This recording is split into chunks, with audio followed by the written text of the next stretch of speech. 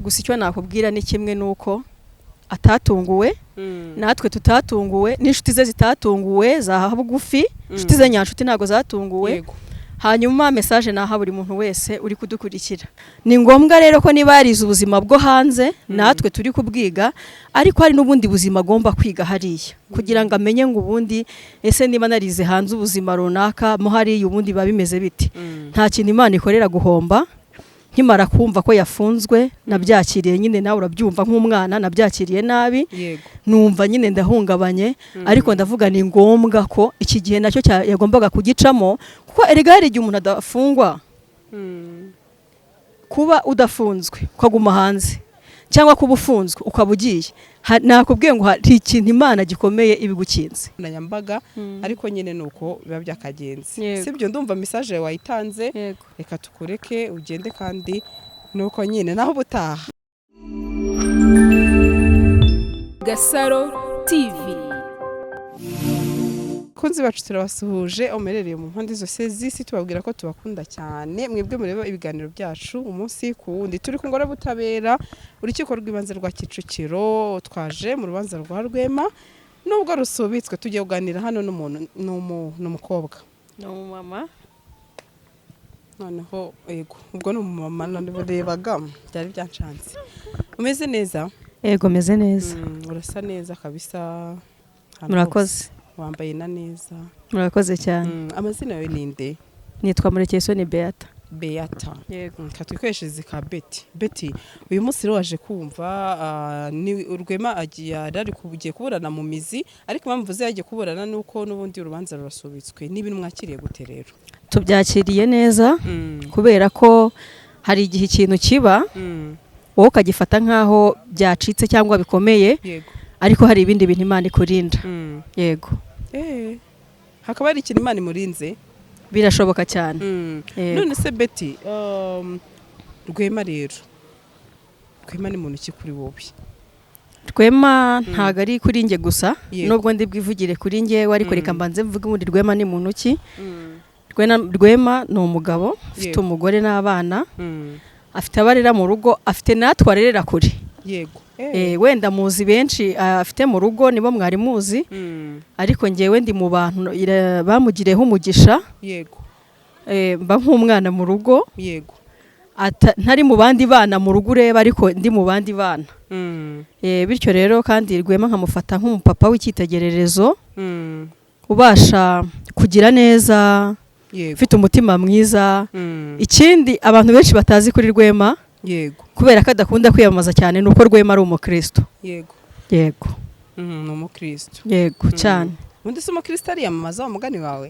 ntago yiyamamaza ariko hari aho tujya tubibona yego abantu usanga niba ukijijwe nyine kugira ngo hari werekane ko ukijijwe abantu bose ukagenda uca ibiti n'amabuye yego ariko Rwema ni umukristo nubwo atiyamamaza nyine ngo agende avuga ngo ngende umukristo yego none se Betty uratubwiye uti ndi nk'umwana we ibyo ari byo byose ati kandi hari ubuzima bwa buri munsi nubwo ntaba mu rugo rwe ndani amfasha rero mwamenye ryari nura mu papa kamera ngo Rwema hashize nk'imyaka 4 ikindi njya gusohora indirimbo yanjye ya gospel umuririmbyi yego yamfatiye runini yego urumva mu ruhande ko navuze ngo ndi nk'umubyeyi wanjye mu myaka 4 ishize muzi nabonye ko ari umupapa kandi ari umubyeyi koko yego hanyuma Betty rero navuga urumva no umuntu wakubaga hafi ubuzima bwa buri munsi nko kuri kubitubwira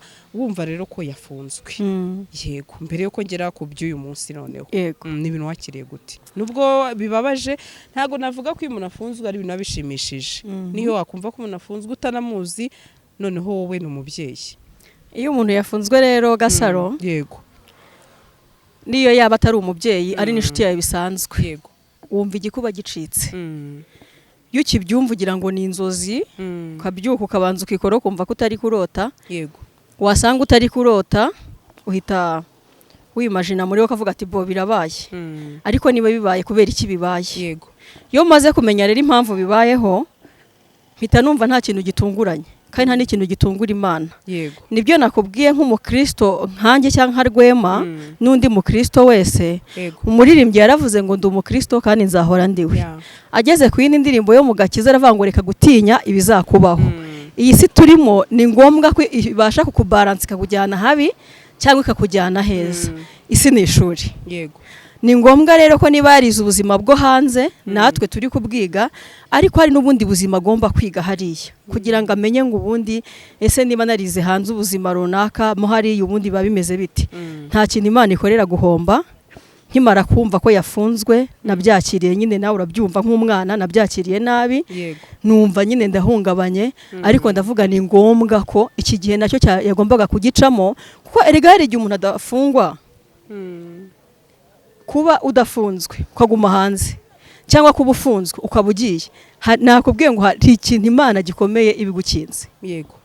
Ushobora kuba uri hanze, ushobora wenda kumbaza kubera iki, ushobora kuba uri hano hanze, ejo tuvuge ubona ko atwara bakamugonga tukamubura. Yego. Ariko ari hariya ugasanga Imwana imwongera iminsi yo kubaho, ejo agasohoka tukabana. Yego. Yego. Hanyuma Betty, ikintu cya ntunguye rero imodoka ya Rwema twayibonye hano, ariko muri social media twagiye tubona hari abavuga bati imodoka ya Rwema yamaze gufatirwa cyangwa se yamaze kugurishwa mu buryo bumwe cyangwa se ubundi, ariko uyu munsi navuga ngende twibere ku rukiko nawe urahari, imodoka ye twayiboneye. Niki wabwira nk'umuntu ushobora kuba yatangaza ibine ko rimwe na rimwe hari ubwo dutangaza amakuru ariko adafite ibimenyetso cyangwa se umuntu atahagararaho? Ngiye imodoka nayiboneye. Ikintu namutangariza, yego, ikintu namutangariza cyangwa namubwira, inkuru mbariranira tuba.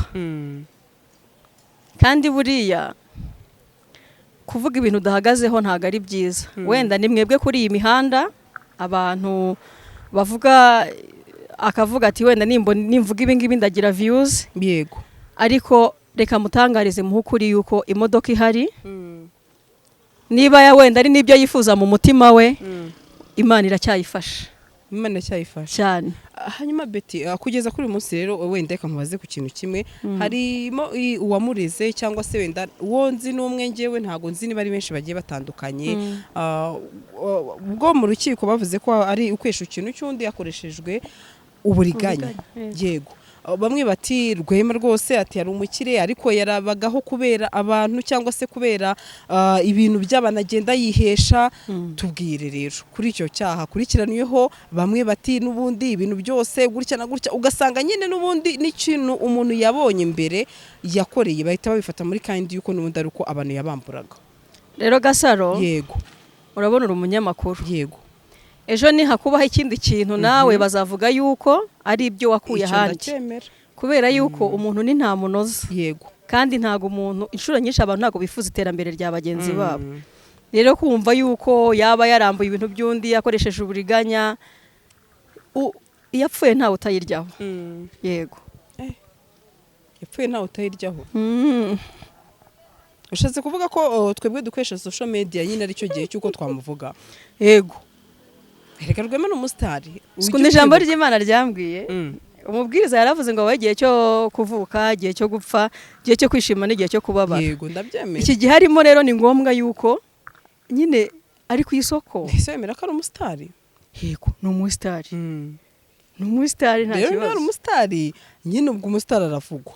Aravugwa nyine bakavuga ibiriho n'ibitariho.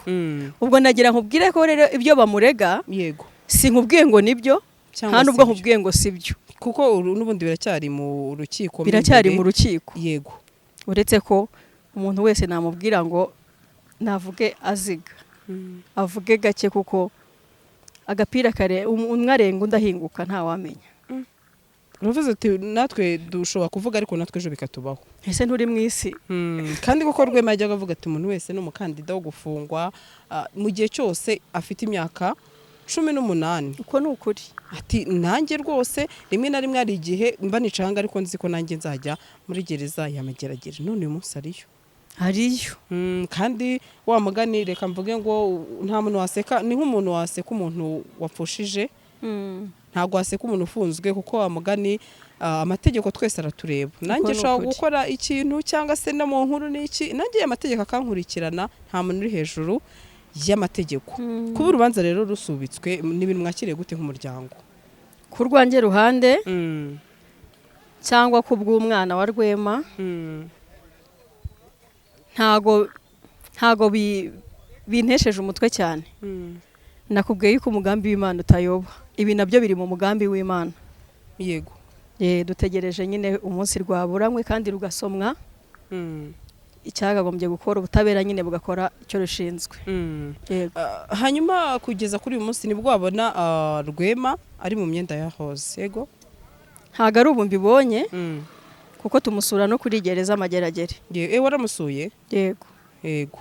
Nukuri hari igihe umuntu avuga ati nkunda umuntu ariko amugani akaba atagira iki, akaba atajya no kumusura ahafungiye, ariko nyine gusa ku rundi ruhande icyo nzi cyo nuko muri minsi batasuraga. Yego. Babisubitse twaratangiye gusura iki cyorezo kitaraza, aho kizeye rero nibwo babihagaritse, kandi nabwo ngira ngo biri mu nzira yo kubifungura, ejo bundi tuzaba turi gusura.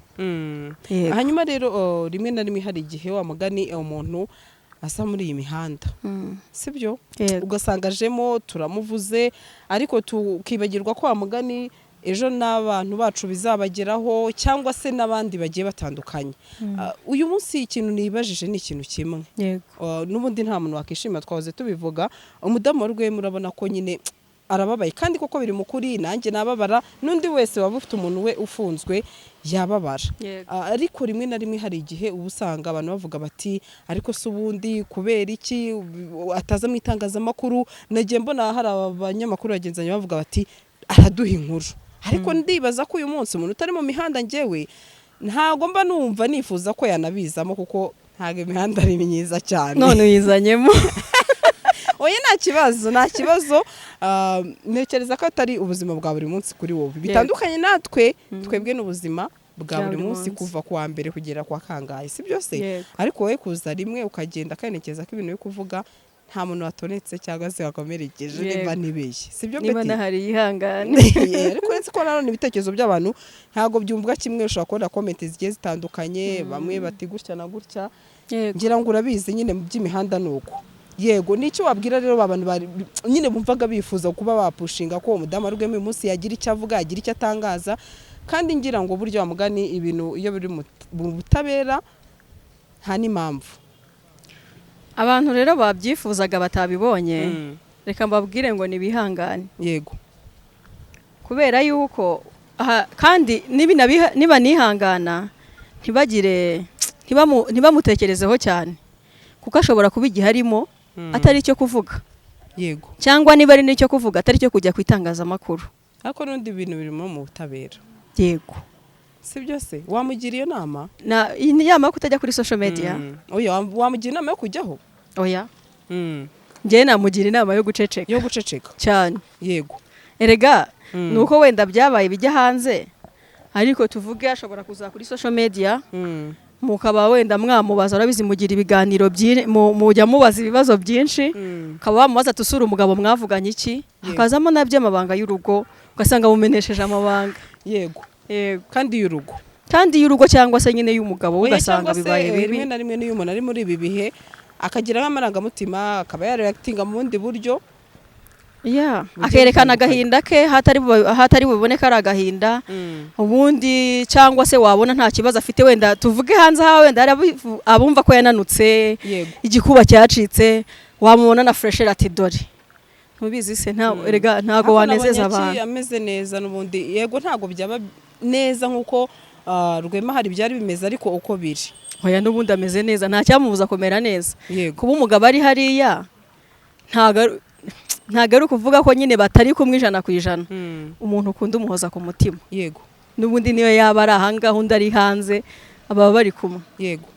Betty, hari akantu watangiye ubwira ngo nta kiba nta mpamvu, nkaho hari numvise unasenga, nabikunze nkaho hari amakuru runaka abantu basenga mwari mufite. Yego. Yego.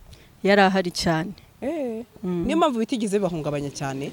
Ni nayo mpamvu ubona umudamu wa Rwema akomeye, natwe dukomeye. None se ni nk'urugero, nigeze nabona ikiganiro cy'umuhanuzi witwa Zakayo. Yego. Ntiwakibonye gasa? Narakibonye. Yego. None se kiriya kiganiro ukibonye utekereza iki? Ahubwo abadozi bamugani ni badode vuba, imyenda yenge kumujyamo tumubone agarutse mu muryango. yego. Betty nsa nusoza nakubaza n'ibintu byinshi. Hari akantu uvuze ati wenda ifungwa rye twari turiziho ariko ati Zakayo bisa naho mwabimenya ruko bihanuye cyangwa se n'ubundi mwari musanzwe amakuru muyafite cyangwa twabimenye mbere yabyo twabimenye mbere ahubwo biriya bigenda biza ari nk'ibindi bihamya sina Zakayo gusa. Zakayo impamvu we yamenyekanye nuko yaje kuri kamera kuri YouTube. Yego yaje kuri YouTube niyo mpamvu abenshi bahise babimenya. Ariko abandi twari tubizi mu ibanga inyuma ya kamera nk'abana be nk'inshuti z'umuryango cyangwa abantu basengana nabo twari tubizi. Umusaba kuba yava kuri social media akiyiriza icyo gihe sava no kuri social media niyongera kudubigana abanyamakuru. Wabwiwe n'iki ko yiyirije?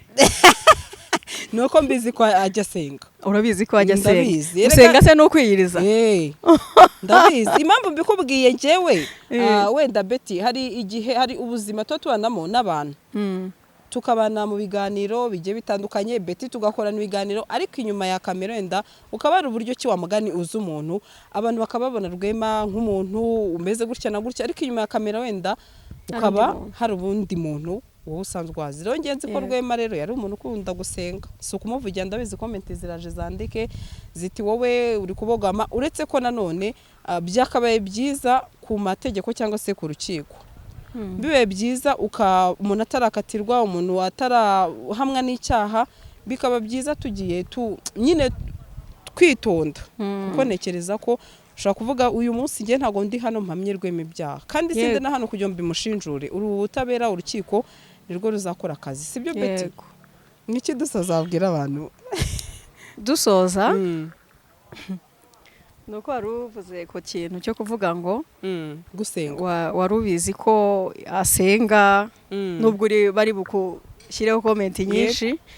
Ni byiza yuko kuba umuntu ari mwiza utavuga ko ari mubi kandi ubibona ko ari mwiza ukuri ni ukuri ibyo uvuze ni ukuri ariko ibyo kwiyiriza byo nanone ni ibindi kuko ntabwo wajya kwiyiriza ngo uhamagare umuntu ubwire ngo wiyirije ntiwanamenya niba yari yasengeye ahantu kure cyangwa hafi. Yego iryo ni ibanga ry'umuntu n'Imana ye. Gusa icyo nakubwira ni kimwe nuko atatunguwe natwe tutatunguwe n'inshuti ze zitatunguwe za bugufi inshuti ze nyanshuti ntago zatunguwe.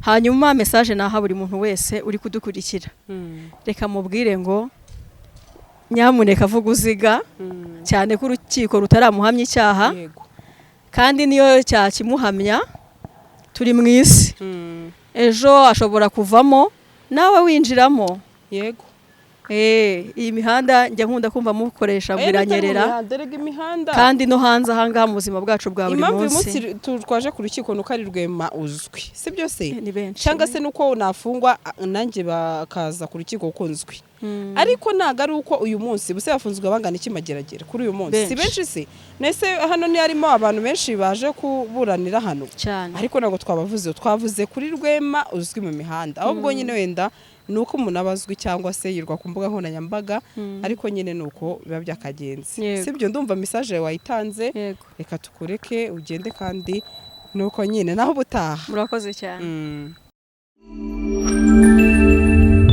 Gasaro TV.